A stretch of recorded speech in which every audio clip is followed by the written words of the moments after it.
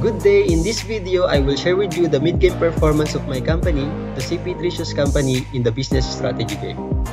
I'm Rainiel Tividad and here's my report. CP3 Shoes is a brand built on 3 C's, competitive, control, and confidence, and 3 P's, performance, power, and positivity. The logo represents a running man with the number 3, symbolizing these core values. CP3 Shoes Company aims to become a world's top footwear choice that offers high-quality and durable shoes. It follows differentiation strategy, emphasizing investing in production expansion and quality enhancement, styles upgrade to improve appeal, championing Sierra initiatives, global expansion, targeting building production facilities in all 4 regions. How is it going with the net revenue? For the internet and wholesale segments, from year 10 to year 12, it experienced increase in the net revenue due to high sales volume. Unfortunately, in year 13, it dropped because the actual pairs sold were below the projected demand. And in year 14, it increased again due to the move that I increased in price.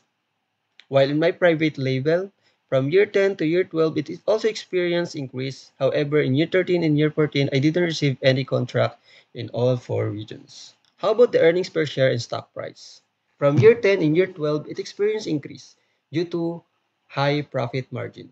However, in year 13 and year 14, it dropped because of lower sales volume, high cost, and lower profit margin during that years.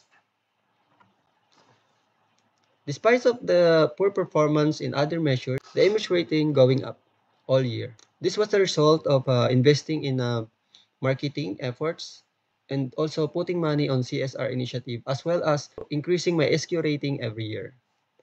When it comes to the global market share, I own 25% from year 10 to year 14, and it has also an equal distribution market share across all regions.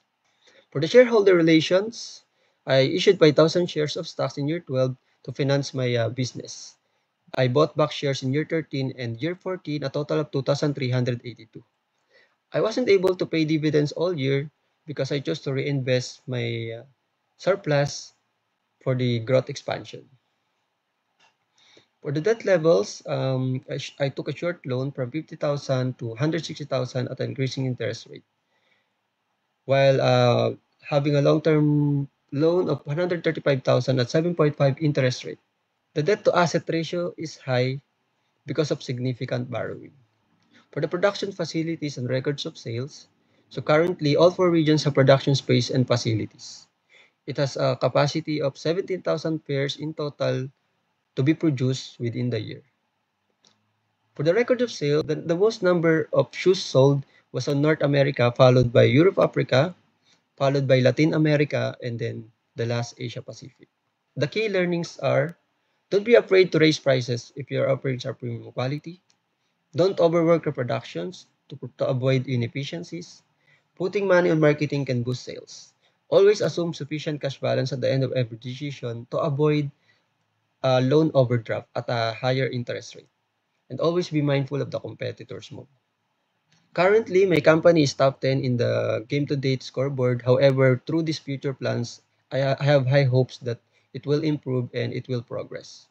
So I will spend huge amount of dollar in marketing to boost sales. Engage in efficient distribution to attain zero or minimal surplus. To avoid additional costs and also to avoid loss of sales by clearing out inventory at a lower price, I will try to engage in efficient distribution. Sticking to the initial strategy, the differentiation strategy. So I will not pivot in the strategy and I will stick on my initial strategy because I believe that it will work for the next years to come. The company is experiencing poor performance due to high borrowings.